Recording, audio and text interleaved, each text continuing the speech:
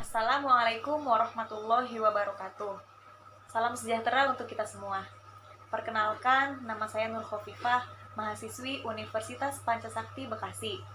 Hari ini saya akan menyampaikan materi presentasi tentang bagaimana menilai peluang pertumbuhan, organisasi dan budaya organisasi, dan yang terakhir, inovasi pemasaran.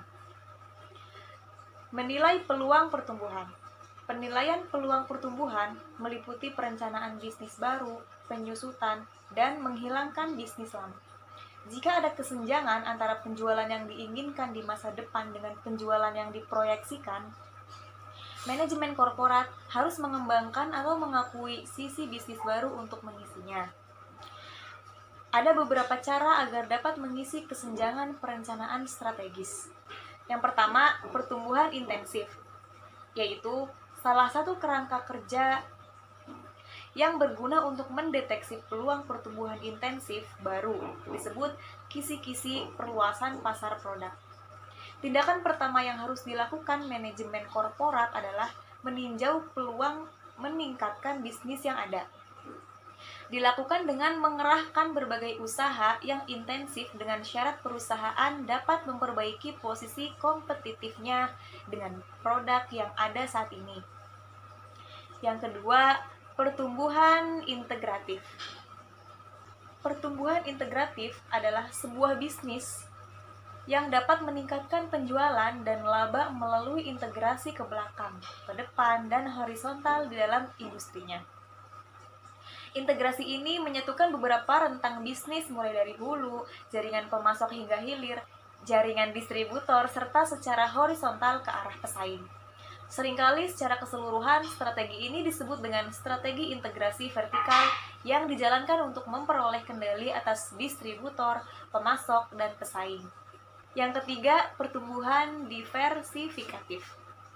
Pertumbuhan diversifikasi masuk akal ketika ada peluang baik di luar bisnis yang ada, industri sangat menarik, dan perusahaan mempunyai bauran kekuatan bisnis yang tepat untuk berhasil.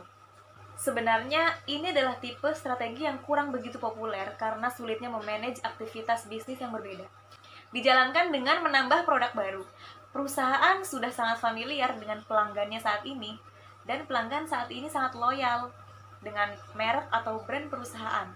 Pedoman keberhasilan strategi diversifikasi konsentris adalah bersaing dalam industri yang tidak atau rendah pertumbuhannya. Adanya produk baru yang terkait dengan produk yang ada saat ini dapat menaikkan penjualan produk yang ada. Yang terakhir, menyusutkan dan mendivestasikan bisnis lama. Bisnis yang lemah memerlukan jumlah perhatian manajerial dalam porsi besar. Perusahaan harus secara seksama mengurangi memanen atau mendivestasikan bisnis lama yang sudah lamban untuk melepaskan sumber daya yang diperlukan agar dapat dipakai pada kegunaan yang lain dan mengurangi biaya. Strategi intensif dibagi menjadi 3. Yang pertama, strategi penetrasi pasar. Strategi ini dijalankan untuk meningkatkan market share dari produk yang ada saat ini pada pasar melalui usaha-usaha pemasaran yang lebih gencar. Yang kedua, strategi pengembangan pasar. Memperkenalkan produk yang ada saat ini pada pasar baru. Strategi pengembangan pasar ke pasar baru ini dijalankan dengan memperluas area geografi baru, menambah segmen baru, mengubah dari bukan pemakai menjadi pemakai, menarik pelanggannya pesaing. Yang ketiga, strategi pengembangan produk. Merupakan strategi yang dijalankan untuk menaikkan penjualan dengan memperbaiki atau memodifikasi produk yang ada saat ini. Strategi integrasi ada 3 bentuk. Yang pertama, integrasi ke depan. Strategi yang dijalankan dengan meraih kendali atas jalur distribusi, mulai dari distributor hingga retailer. Wujud dari kendali atas jalur distribusi adalah mendirikan sendiri jalur distribusi, memperoleh kepemilikan atas jalur distribusi, atau memperoleh kendali. Semakin meningkatnya jumlah manufaktur, atau dalam hal ini pemasok, menyebabkan semakin meningkatnya penggunaan strategi integrasi ke depan oleh manufaktur. Yang kedua, integrasi ke belakang. Perluasan aktivitas perusahaan untuk memasukkan produksi input yang sebelumnya dibeli dari luar. Tujuannya adalah untuk lebih mengontrol input dalam proses produksinya. Disebut juga dengan istilah integrasi hulu atau integrasi mundur. Strategi integrasi ke belakang dapat dilakukan dengan pengembangan secara internal atau akuisisi pemasok. Alternatif yang kedua biasanya banyak dilakukan karena lebih cepat. Yang ketiga, integrasi horizontal. Mengarah pada strategi yang memperoleh kepemilikan atau meningkatkan kendali atas perusahaan pesaing. Atau dalam kata lain, penggabungan beberapa perusahaan atau beberapa bagian dalam perusahaan yang memproduksi dan atau memasarkan barang yang sama.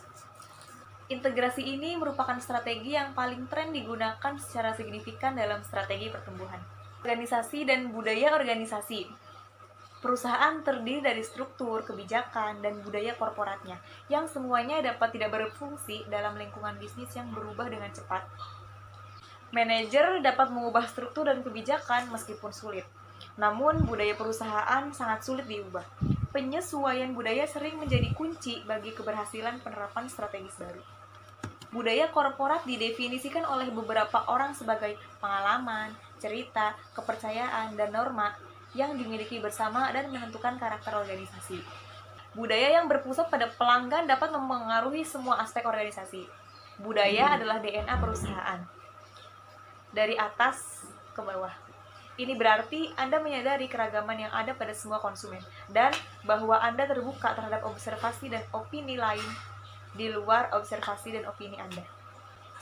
Budaya ini memungkinkan Anda menjadi penasihat bagi konsumen, entah Anda seorang inovator terkemuka atau pengemas kotak di gudang. Yang terakhir, inovasi pemasaran. Inovasi pemasaran adalah penerapan metode pemasaran yang baru atau meningkatkan signifikan pada pengemasan atau desain produk, penempatan produk, promosi produk, atau harga. Cakupan bidang pemasaran di era milenial menjadi sangat berkembang dan luas. Para pengusaha atau wirausahawan dituntut untuk handal dalam menciptakan produk-produk yang berinovasi.